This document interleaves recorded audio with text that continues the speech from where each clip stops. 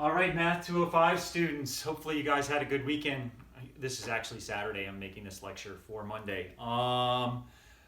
I put up a video related to the Riemann sum homework. It is just garbage. But I wanted to show you guys how to actually work those problems, and then I wanted to show you this Riemann sum calculator by Wolfram online. So I held up the phone. Oh my gosh, what a disaster. But hopefully in it you can at least get some idea of how to calculate those Riemann sum approximations that I put up on the PDF homework that we have. Now remember, even though the problems came from the book, I don't want you doing the ones where they ask you to do 10 subintervals. Okay, the max I think I asked you guys to do was 4, or maybe there was one where it was 8. I forget.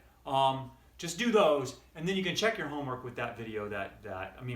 You can check your homework using that calculator that I mentioned in the video that I put up. Okay, let's some nuts and bolts. Read section 6.1. Your homework is here in 6.4. Hopefully after today, after this video, you'll be able to start attacking these problems. It's homework section 6.4. Problems 5, 7, 9, 11, 15, 17, 21, 23, 27, and 29. Okay? Today what we're going to talk about is the result that changed mankind. I mean, really, the fundamental theorem of calculus, first it's called the fundamental theorem of calculus. So you got to imagine, if it's called the fundamental theorem, it is an important theorem. Okay? Pretty much if you look at 1700, which is about the time when calculus came alive, pretty much ancient science, modern science, in some small way, fell on this result with Newton's discovery and then Newton's applications. I know Leibniz discovered it too, but it seemed like Newton really had the application component, which brought calculus to life, where everybody could see that it was a result that pretty much would change everything. Are you going to see that in Math 205? No way. You're not going to see how ubiquitous calculus is. There's my 1.9 high school grade point average. How ubiquitous calculus is and how useful it is in so many different disciplines, okay, in mathematical modeling. Okay, a little bit about the integral again. The definite integral is a nightmare. In its definition form, and this is a pretty simple definition of it. This is the right-hand sum definition. It's defined in terms of an infinite limit, and right there you're screwed, right? You need to take n that goes to infinity, and I had you do 4, and you were complaining. Okay, I had you do n equals 4, let alone that number, of this Riemann sum approximation that we have here. Okay. Where this delta x is b minus a over n. Now again, that was 4 for a lot of the homework problems that you had. And then you need these x sub k's that you're plugging into your function. Okay, remember this just means add. Okay, and your x0 is a, x1 is a plus a delta x, and you just keep adding a delta x each time to the result before to get x2, x3, and up through xn. Okay, but you really have to do a couple by hand to actually understand what this means and to appreciate the fundamental theorem of calculus. Now geometrically, in that short video that I put up where we're looking at that Riemann sum calculator, what we find is that in the limit as n approaches infinity, for example, the integral from 3 to 10, remember a and b are just endpoints of an interval. In this case, here's 3 is a and b is 10. The integral from 3 to 10 of f of x dx, as n goes to infinity, is the area, ends up being the area between the function and the x-axis as we go between 3 and 10. Now I want to take you back like before Newton. If you saw a shape that looked like this, and you ask somebody what's the area of it, they'd be like, there's no way to find that. You got this arbitrary function, and you're trying to figure out what that area is. If you look at the Greeks gave us rectangles. How to find the area of rectangles? Triangles. Okay, but a triangle's really half of a rectangle. Okay, that's why the 1/2 base times height is in there. Okay, and then other things that you could create with triangles, like for example, hexagons. Okay, that's just 6 triangles, which goes back to a rectangle. And then they took a limiting, they didn't even call it limits, okay, but they took a limit and they found the area of a circle. But essentially, well, you like Dr. Warren, there's trapezoids, okay, but guys, a trapezoid's just 2 triangles. A trapezoid is just 2 triangles, okay? But nothing that looked like this. Nothing that looked like this. And really before Newton, this kind of idea wouldn't even be possible, okay? Because you really need the fundamental theorem of calculus to talk about finding this. Okay, so now, Dr. Warren, am I going to have to take the limit as n goes to infinity? No. But you are going to have to understand why the fundamental theorem of calculus avoids having to do this for so many functions. Okay, so the first thing we've got to do is introduce this really bizarre function. It's the most complicated function you will probably ever see in your life. And let me show you what it is down here. Okay, remember, if I draw, you draw. If I draw, you draw. Okay, you can walk back in the video, but you should have all these things. You maybe don't need to draw this. Okay, you maybe don't need to draw this. Dr. Warren, do I need to draw that? Of course, that's your homework. Yes, you must draw your homework. Okay, here's my function. It's not a function of x. You're like, it's a function of z. And g of z is equal to the integral from 3 to z. And you're like, I hate this function already. Of f of x dx for all z between 3 and 10. So it's a function of z, but it's really like an area function. It's a signed area function. Because for each value of z, I'm going to get a different area. Like, for example, g of 5. Now z is 5. Wherever I see a z over here, I'm going to put a 5. And you're like, no z, no z, no z, oh z. Now it sounds like Dr. Seuss, doesn't it? So it'd be the integral from 3 to 5 of f of x dx. Now geometrically, if this was like, for example, 5, then this would be the area under the curve between 3 and 5. This is what g of 5, this area is what g of 5 would represent. You're like, Dr. Warren, look, you can't find that area. You can't find that area. It's not a rectangle. It's not a triangle. It's not a circle. I know. But is there area? Is there area? And you're like, yes, there's area. You can't find it, but is there area? And you're like, yes, okay. So for every number I put in for z, for every number that I put in for z, I'm going to get a different area coming back out. As I change z between 3 and 10, the area is going to change. If I look at the area between 3 and z. So it is a function. You're like, Dr. Warren, it's a function that you can't find a single value for. Okay, well, forget that for a second, okay? There is one value, and you're like, Dr. Warren, there's no value. There is one value, and you're like, no, Dr. Warren, there's no values, okay? Because the shape doesn't look anything like what the Greeks gave us. There is one value. If I plug 3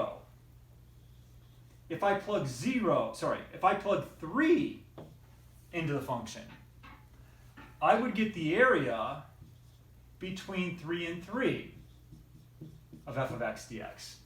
And you're like, Dr. Warren, here's 3, okay?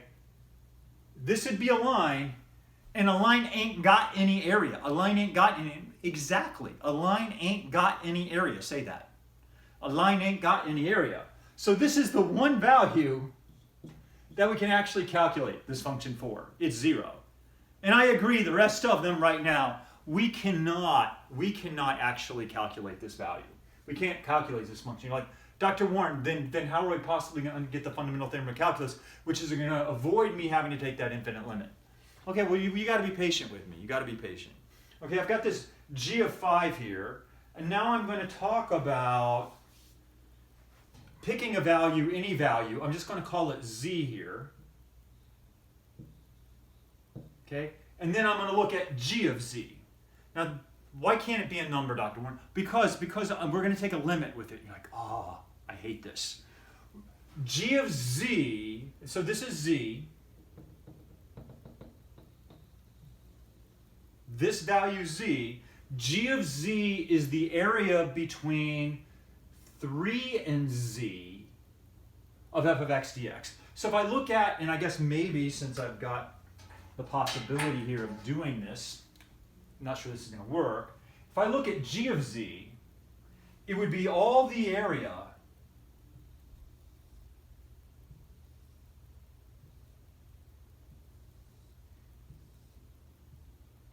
I know the excitement's killing you. Just seeing the multicolored, you're like, Dr. Warren, you were the greatest teacher ever with using multicolors. G of z would be all the area between 3 and z.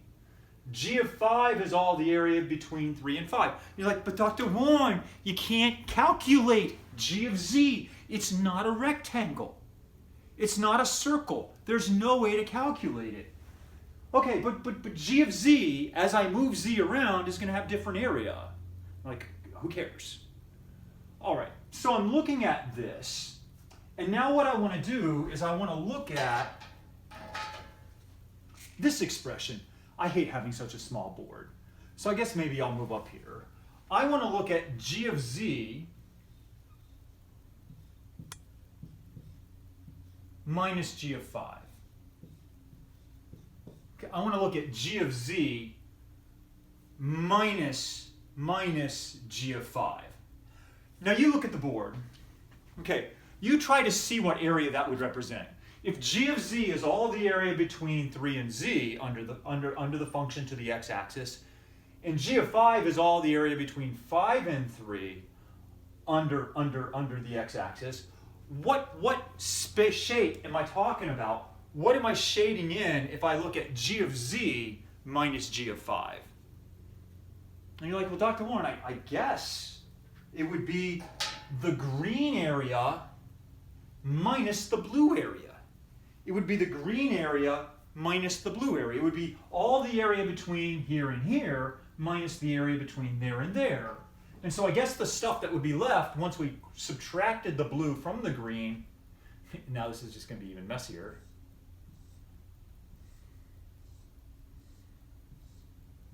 Would be this area and here. So this area, this is going to look ridiculous, is my G of z minus my G of 3.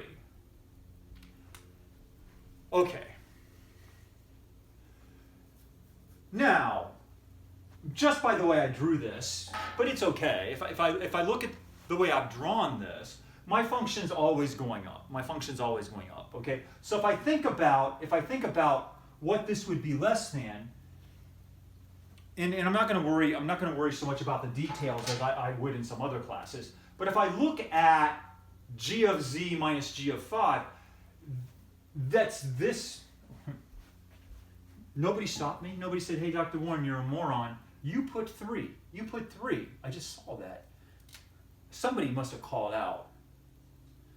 That's G of 5.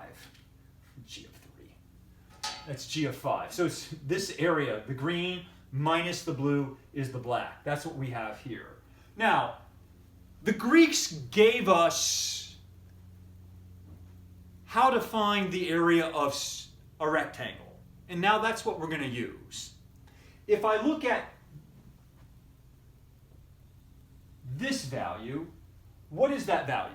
Now we started class. If this is 5, what is this value over here? And you're like, well, Dr. Warren, that's easy enough. You come up, you go over.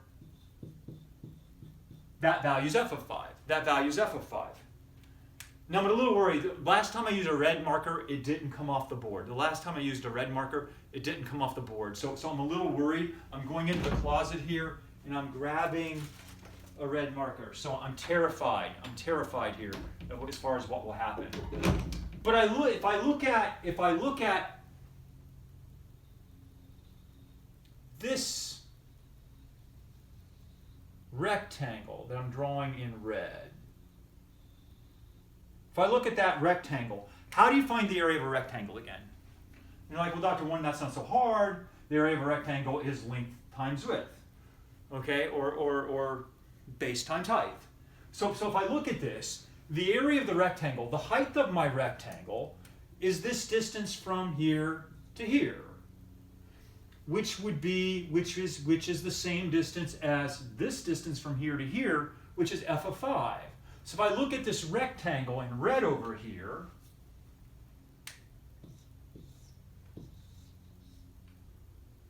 its length is like f of 5. It's the distance from here to here, which is the same thing as the distance from there to there. Now the width is this distance from here to here. And you're like, well, Dr. Warren, how far is that? Well, I don't know. Z's bigger. This is 5. So it looks like the distance between Z and 5. So this distance would be nothing more than just Z, the bigger number, minus the smaller number. That's Z minus 5. And so the area of this rectangle is remember, the area is the length times the width, would just be f of 5 times Z minus 5. So this area would be f of 5 times Z minus 5. And because my function's increasing, it's not going to matter. Because my function's increasing, I would know that the area of this rectangle is actually less than the area of g of z minus g of 5. You're like, Dr. Warren, you can't find this area. I know, I can't find that area. You're right. This ain't a rectangle. I get it, it's not a rectangle. The green, this black part here ain't a rectangle. It's just as hard as finding the area between 3 and 10. I agree, it's just as hard as finding the area between 3 and 10. But can you find the area of the rectangle? Can you find the area of the red rectangle? Yes, we can find the area of the rectangle. It's just f of 5 times z minus 5. And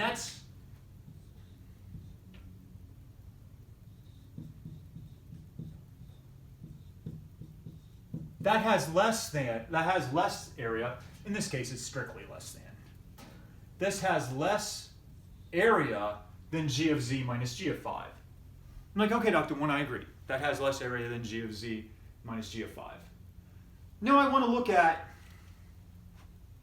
this rectangle. You're like, what rectangle? The one that goes all the way down to here and all the way up to there. Does that rectangle have more area or less area than g of z minus g of 5? Does it have more area or less area? And hopefully you're like, Dr. Warren, that is a bigger rectangle. That is a bigger rectangle. The red rectangle is a lesser rectangle. This is a bigger rectangle. This has more area than g of z minus g of 5. Let's try to find the area of the bigger rectangle. Something that would be bigger than that. You're like, okay, well, Dr. Warren, its width, so let's go over here. This is going to look ridiculous. So I'm going right through here, sorry. So we got this bigger one here, but notice its width is still z minus 5. Its width is still z minus 5. Now its height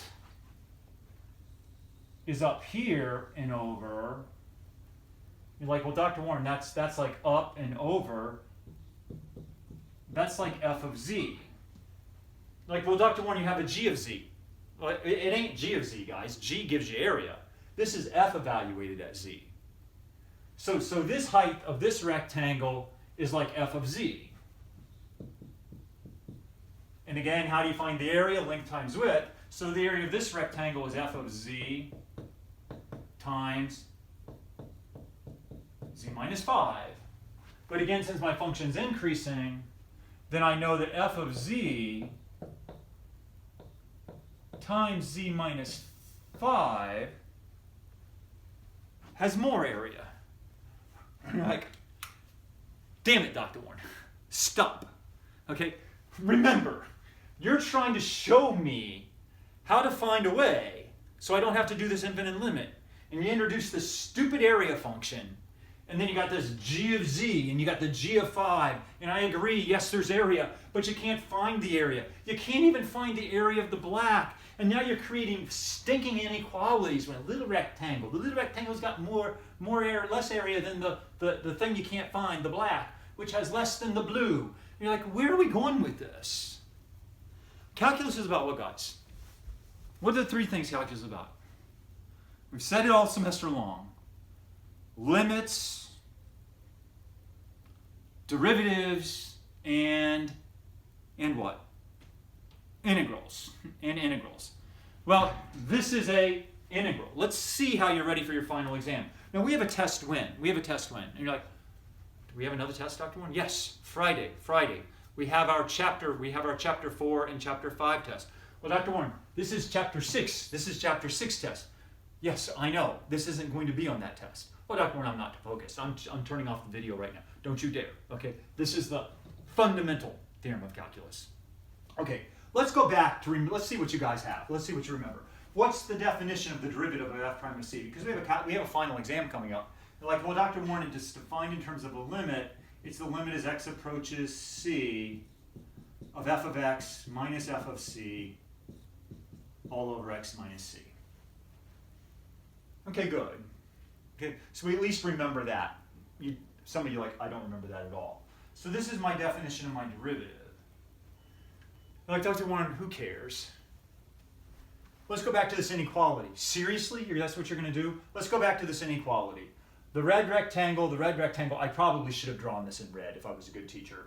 Okay? Is less than the black, and I probably should have drawn this in black, and I probably should have drawn this in blue. Well, I guess I did draw that in blue. Okay, but back to where we were here. Z minus 5 is positive. So what I'm going to do now is I'm going to divide this by z minus 5, this by z minus 5, and that by z minus 5. Okay, z minus 5 is positive in this example that I'm looking at. So then I would have that if I do that, I would have f of 5 is between g of z minus g of 5 divided by z minus, z minus 5. Okay. Notice when I divide here by z minus 5s, they cancel, and I'm just left with that. But over here, I also have that z minus 5. So then I would have this. Okay, you're like, Dr. Warren, I kind of get that. If I'm looking at that. Well, calculus is about limits. So what if I took the limit as z approaches 5 of f of 5? Well, we can argue that this would be less than the limit as z approaches 5 of g of z minus g of 5 all over z minus 5, which would be less than the limit as z approaches 5 of f of z. I'm like, okay, Dr. Warren, I'll buy that. This was less than this, so you divided, got that. Now you're taking the limit. Calculus is about limits. Now I want you to look here. Like, we don't know what the function is, but when you plug a 5 into it, it's just a constant. I mean, pull out your limit tools. If you got it, pause the video, pull out your limit tools. The limit of a constant, f of 5 is really just a constant. You plug a function, like for example, if your function's f of x equals x cubed, and you plug in f of 5, you get 5 cubed, which is 125, which is just a number. It's just a number. And the limit of a constant, not the derivative. The derivative of a constant is 0. A limit of a constant is just the constant. So this limit here goes to f of 5.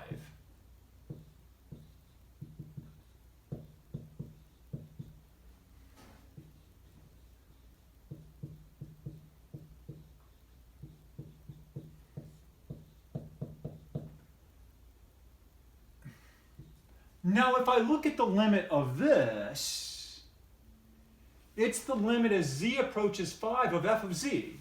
But if I look at the function here, this function doesn't have any breaks in it. It's continuous. Who's your BFF? Who's your BFF? You're like, Dr. Warren, my BFF in this class is continuity. What's the definition of continuity?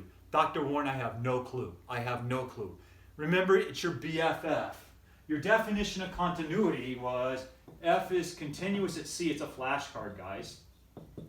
This was a flashcard too. If the limit as x approaches C of f of x is f of c. Oh, Dr. Warren, yeah, I remember that now. I remember that now. Well, this could be on the final. This could be on the final. But if I look here, my function is continuous. I know the variable's not x, it's z. This ain't c, it's 5, but still the function's continuous. The limit as z approaches 5 of f of z by continuity is f of 5. And I guess the moment I put the limits here, even though this, in the limit, we get equality. Sorry, I need those there, greater than or equal to. Kind of a minor point. Now look at the thing in the middle. Doesn't it look oddly familiar? Doesn't it look oddly familiar? If you're looking at it, you've got this g of z minus the g of 5 over z minus 5, and you're taking the limit as z approaches 5. Now if you come back over here, and you look at your definition of your derivative, okay, you had an f, but f is kind of the g. You got an x, but x is kind of the z. If you say kind of again, Dr. Warren, you got a c, and c is kind of the 5, and then we've got the z minus 5. If you look at this expression, this expression, and it was written like this,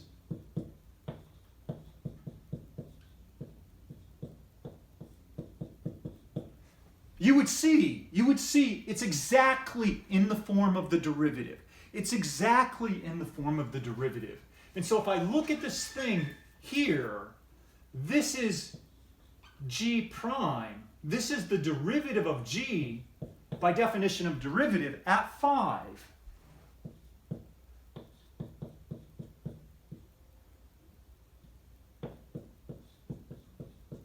I'm like, well, Dr. Warren, that's bizarre. Wait.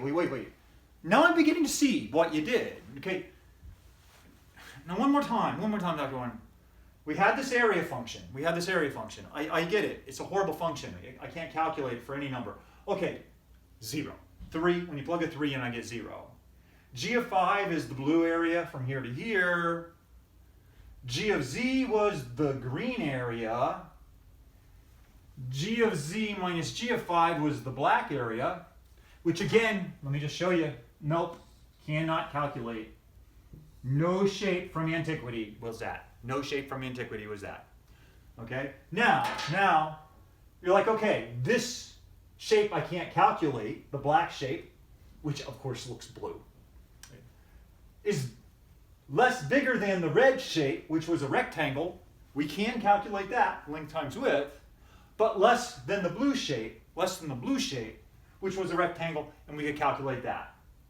The red had area of f of 5 times length times width, z minus 5. The blue rectangle had width z minus 5, length f of z. And we got to here, you divided by z minus 5, it's positive, don't flip the inequality. Slap the limit on. In the limit, we could get equality, and in fact we do. Use continuity, say that says f of 5. Used our limit tool to say this is a constant, that goes to f of 5. Use the definition of derivative, and we got that g prime of 5. G prime of 5 is between f of 5 and f of 5. But if you're between 12 and 12, you're 12. If you're between f of 5 and f of 5, you're f of 5. So we found that g prime of 5 was equal to f of 5. Like Dr. Warren, that's pretty interesting, actually. So this function, this bizarre function, that area function, its derivative exists, and it's just that function evaluated at 5. Now I've got to ask, how important was the 5? Suppose I said, oh no, I don't really want 5, I want 4. And now we're looking at g of 4. and then we look at g of z minus g of 4. I mean, if we did it, everything would be, if you look at the analysis, everything would be the same. Wherever we see a 5, we're going to put a 4. And so we can argue by a very, very similar argument that g prime of 4 is f of 4. Okay, as z, and remember, we're letting z go towards 5, or we're letting z goes towards 4 in this limit. And that's where this results valid at, as we let z go in there. And notice, guys, we're dividing by 0. Newton played with division by 0 and won. Newton played with Darth Vader and won. He found the good in division by 0. Similarly, g prime of 3, we could show is f of 3. Forgive me, g prime, let me get out of the way. G prime of banana is f of banana. G prime of banana is f of banana. Or in general, no matter what you put in here, g prime of x is equal to f of x. Okay, and that's the big takeaway from the first part of this lecture, is that the derivative of the area function, is the function itself. If you have g of z, which is equal to the integral from 3 to z of f of x dx, it's the area function, the derivative of the area function is the function you're finding the area under. Okay, and that's the first part of the fundamental theorem of calculus.